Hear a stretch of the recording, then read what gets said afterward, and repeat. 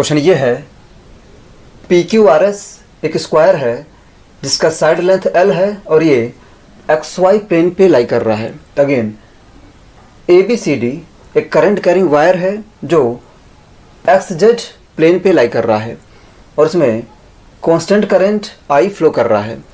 A B B C और सी D तीनों का लेंथ स्मॉल एल के इक्वल है। अगेन पॉइंट ए का कोऑर्डिनेट 0,0, प्लस एल बाई 2 है और पॉइंट डी का कोऑर्डिनेट 0,0, माइनस एल बाई 2 है। तो फाइंड करना है कि ये जो wire A B C D है इसकी वजह से vector B dot vector D L का integration close path P Q R S P में क्या होगा, ये फाइंड करना है। मतलब ये कि ए बी सी डी एक करंट कैरिंग वायर है।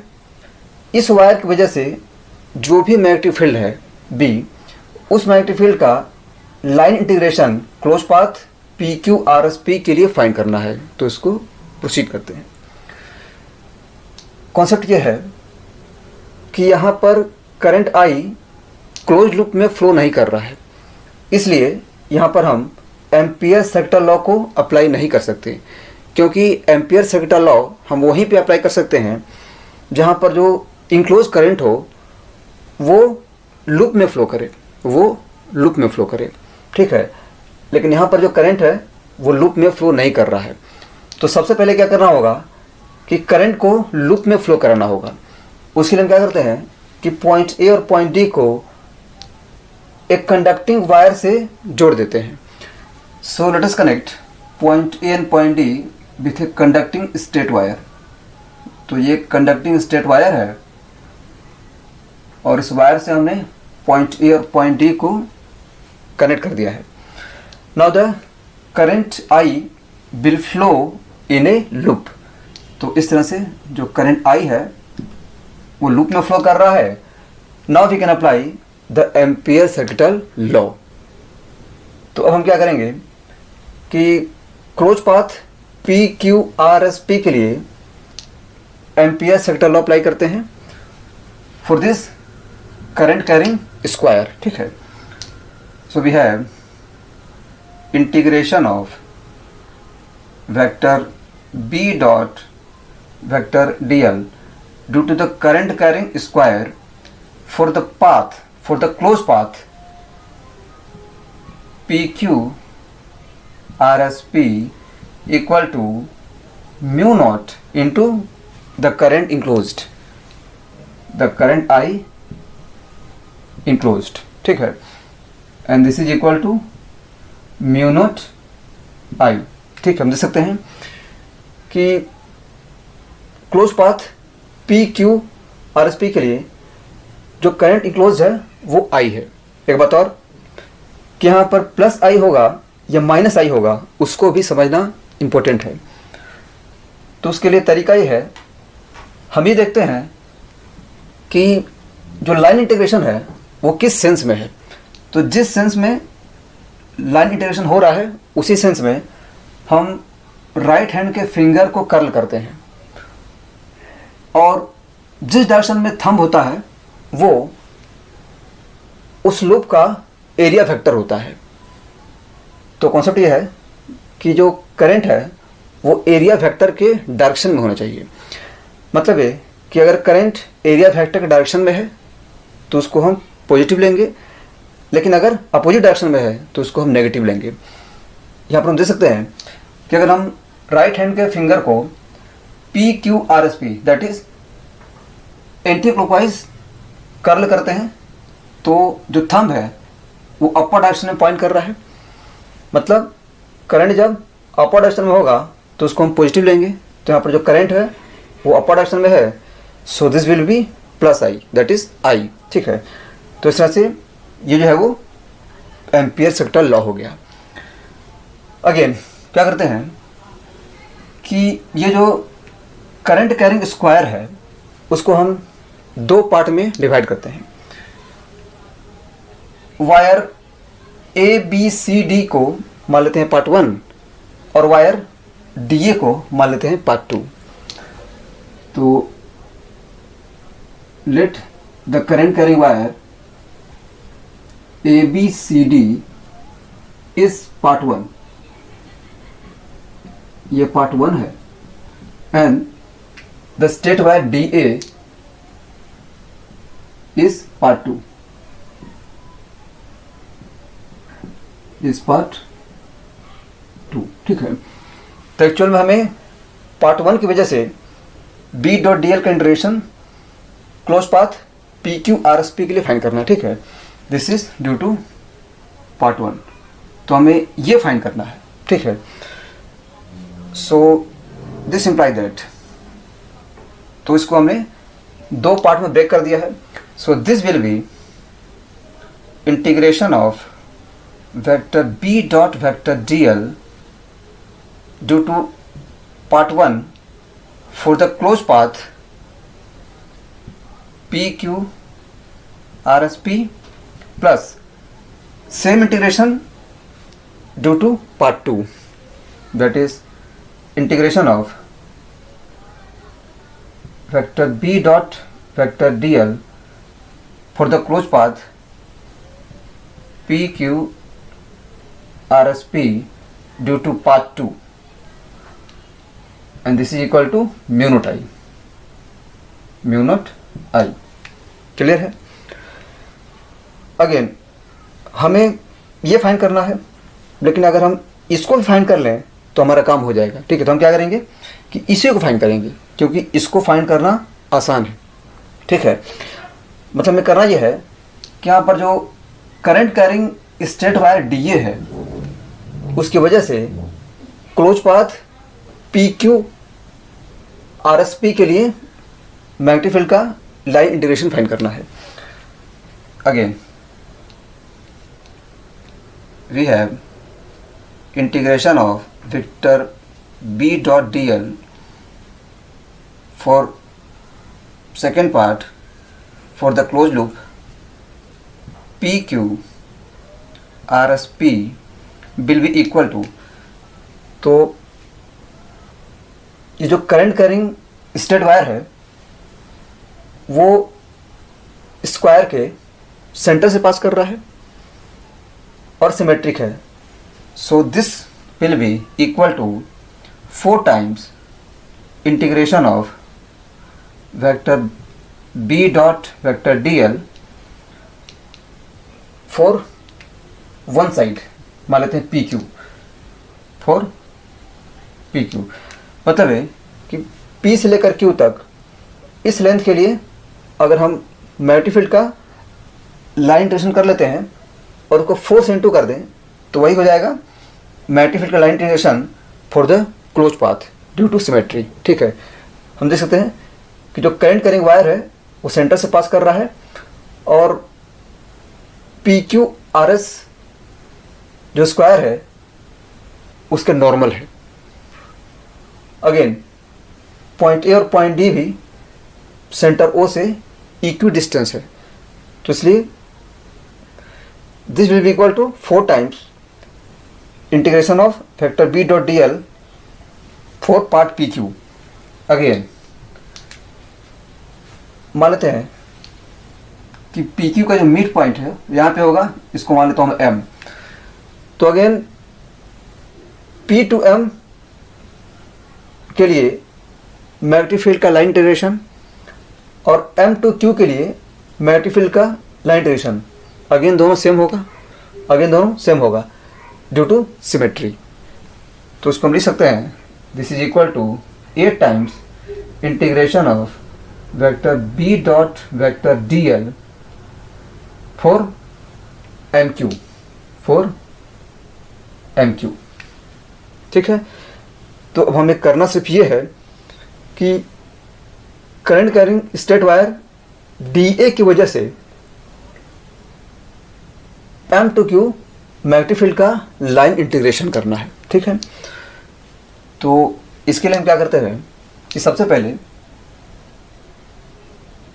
बीच में कहीं एक पॉइंट लेते हैं, तो एक्स एक्सिस से थीटा पर जाकर ऐसे करके एक्स एक्सिस से थीटा पर जाकर यहाँ पर हम एक पॉइंट लेते हैं, मान लेते हैं कि पॉइंट एन है। Now let us find the magnetic field at point N. ठीक है, so we have a straight current carrying conductor DA and we have to find the magnetic field at point N. तो यहाँ पर जो point N है वो XY plane apply कर रहा है, तो कंफर्म है कि जो पॉइंट एन है वो पॉइंट A और पॉइंट D से इक्वी डिस्टेंट होगा। सिचुएशन कुछ ऐसा है कि यहाँ पर पॉइंट एन है, this is point A and this is point D, और करंट जो ऐसे फ्लो कर रहा है तो ON, दिस इज ON। ठीक है, and N is equidistant from A and D। N जो है वो A और D से इक्वी डिस्टेंट है। Again let ON equal to small r, ON को मान लेते हैं स्मॉल r है। तो जो सिचुएशन है वो कुछ ऐसा है, सिचुएशन कुछ ऐसा है। ठीक है, this is square PQRS, this is x axis and this is y axis. ठीक है, यहाँ पर पॉइंट M है और बीच में कहीं हमने पॉइंट N लिया है। ठीक है, x एक्सिस से थीटा एंगल पर जाके ऐसे करके, x एक्सिस से थीटा एंगल पर जाके, दिस एंगल इज थीटा। ठीक है, x एक्सिस से थीटा एंगल जाके ये एंगल थीटा है। हमने यहाँ पर एक पॉइंट N लिया है, तो हम देख सकते हैं कि जो पॉइंट N है वो पॉइंट A और point D, this is point A, this is point D, दोनों पॉइंट से इक्वी डिस्टेंट होगा। ठीक है, क्योंकि जो प्लेन है वो AD को नॉर्मली बाइसेक्ट कर रहा है। ठीक है, तो कंफर्म हो गया कि जो पॉइंट N है वो पॉइंट A और पॉइंट D से इक्वी डिस्टेंट होगा। और अगेन दिस इज O, ये वाला। ठीक है, OA and OD both are equal to L/2, ये दोनों L/2 के इक्वल है। अगेन ये एंगल अगर अल्फा है तो कंफर्म है कि ये एंगल भी अल्फा होगा। ठीक है, now we have the magnetic field at point N। तो पॉइंट N पर मैग्नेटिक फील्ड B की वैल्यू हो जाएगी KI/R। तो ये डिस्टेंस R है, दिस इज R। ठीक है, यहाँ पर ON जो है R है, KI/R into sine alpha plus sign beta. तो यहाँ पर दोनों इक्वल है, तो हो जाएगा 2 sine alpha, this will B 2 sine alpha. Clear है? अगेन ट्रायंगल OMN, ये भी एक राइट एंगल है, हम देख सकते हैं। ये रहा, this is O, this is M, this is N। तो OMN अगेन एक राइट एंगल है। ठीक है, दिस एंगल इज 90 डिग्री। ठीक है,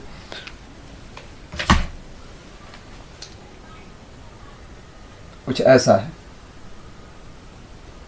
this is O, this is M, this is N। ON जो है वो स्मॉल r है और ये एंगल थीटा है। And again OM is equal to L/2, OM जो है वो L/2 है। तो यहाँ से हम R as a function of theta find कर सकते हैं। ठीक है, अगेन तो इस तरह से हमने पॉइंट N पर मैग्नेटिक फील्ड की वैल्यू फाइंड कर ली।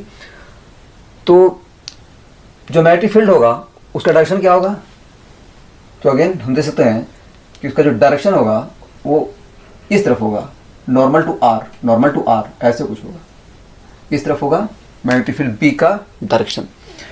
अगेन पॉइंट N पर स्मॉल एलिमेंट dl लेते हैं और उस स्मॉल एलिमेंट dl के लिए B.dl फाइंड करते हैं। ठीक है, मतलब ये कि हम क्या करेंगे कि x एक्सिस से theta plus d theta angle पर एक दूसरा पॉइंट लेंगे जो पॉइंट N के जस्ट बगल में होगा। सिचुएशन कुछ ऐसा है,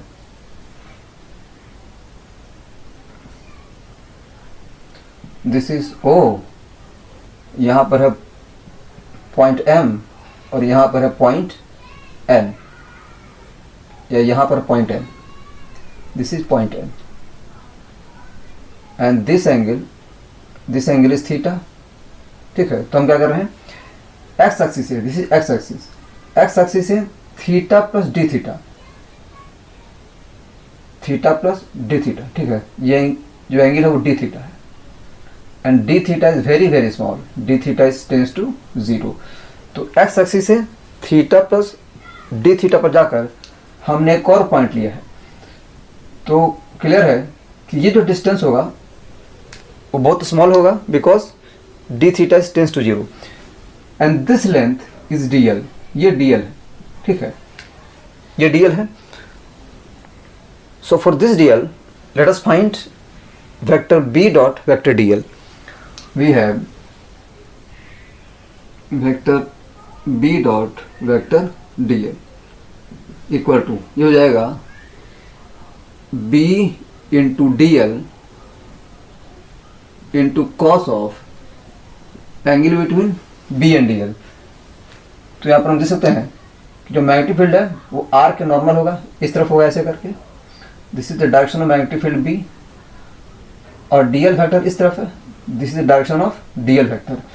तो दोनों के बीच ये जो एंगल है उसको फाइंड करना है, ठीक है। तो हम देख सकते हैं कि ये टोटल एंगल कितना हो जाएगा, ये हो जाएगा थीटा प्लस डी थीटा। तो ये जो एंगल है ये वाला, ये हो जाएगा, ये वाला जो एंगल है ये हो जाएगा 90 minus theta plus D theta, ठीक है। मतलब ये जो एंगल है ये अगेन हो जाएगा थीटा प्लस डी थीटा, ठीक है। ये जो स्मॉल एंगल है वो हो जाएगा थीटा प्लस डी थीटा। तो इस ट्रायंगल को हम जूम करते हैं, इस ट्रायंगल को अगर हम जूम करेंगे तो ऐसा दिखेगा, दिस इज डी एल, और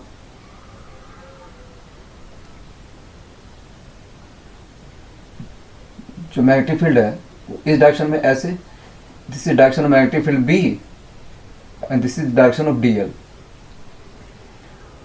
तो ये जो डिस्टेंस है ये डिस्टेंस डी एल है, ये डिस्टेंस डी एल है, and this angle is theta plus D theta, which is equal to theta because D theta is tends to 0। मतलब ये एंगल थीटा है और ये लेंथ है डी एल। अगेन ये लेंथ कितना हो जाएगा, तो ये डिस्टेंस आर है, ये भी आर है, तो ये हो जाएगा आर डी थीटा। मतलब ये जो डिस्टेंस है ये हो जाएगा आर डी थीटा, ठीक है। So from this triangle we have D L cos theta equal to R D theta. So we have D L cos theta equal to R D theta, ठीक है।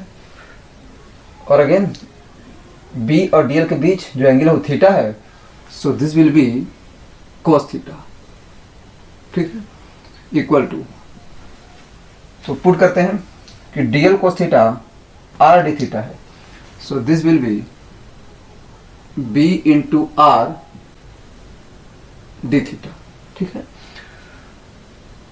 So this imply that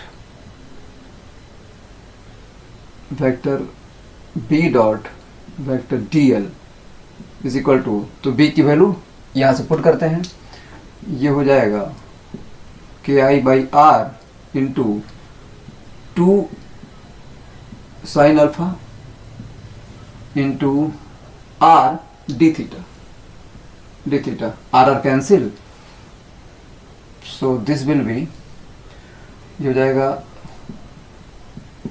2 K I sine alpha D theta, ठीक है। तो हमें इसको integrate करना है, तो कंफर्म है कि साइन अल्फा को थीटा के टर्म्स में लाना पड़ेगा।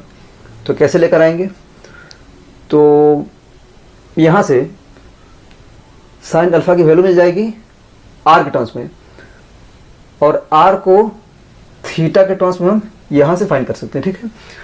तो ये जो हाइपोटेनस है, ये हाइपोटेनस हो जाएगा root under O N R है, ये एल बाई 2 है, तो हो जाएगा L square by 4 plus R square. तो पुट करते हैं, so this is equal to 2ki sin alpha. This is alpha. Sin alpha will be this by this, L by 2 by this. तो यहाँ से 2 कैंसिल हो जाएगा, ये हो जाएगा L divide by root under L square plus 4R square, L square plus 4R square into D theta. Clear है? Next यहाँ से R की वैल्यू पुट करते हैं. तो यहाँ से जो R है ये कितना है? R is equal to L by 2 cos थीटा. R is equal to L by 2 cos theta put करते हैं. So this is equal to 2ki L D theta by root under L square plus 4R square, ये हो जाएगा L square by 4 cos square theta. ठीक है, तो यहाँ से L कैंसिल हो जाएगा, 4 भी कैंसिल हो जाएगा. सो this is 2ki D theta divide by, तो cos थीटा ऊपर भी जाएगा तो यहाँ पर हो जाएगा cos थीटा और नीचे में हो जाएगा root under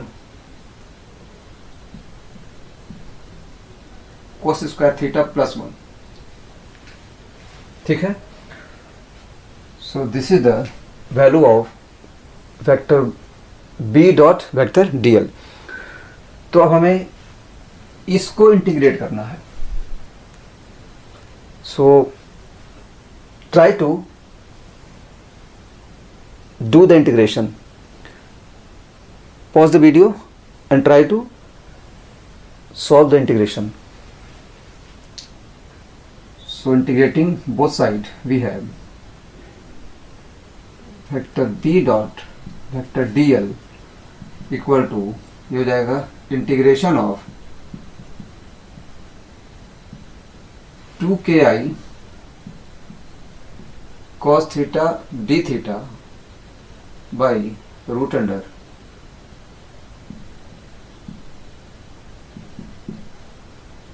cos square theta plus 1. Again limit को देखते हैं. तो अगर हम M2Q मैग्नीफायर का लाइन इंटीग्रेशन कर रहे हैं तो थीटा की वैल्यू 0 to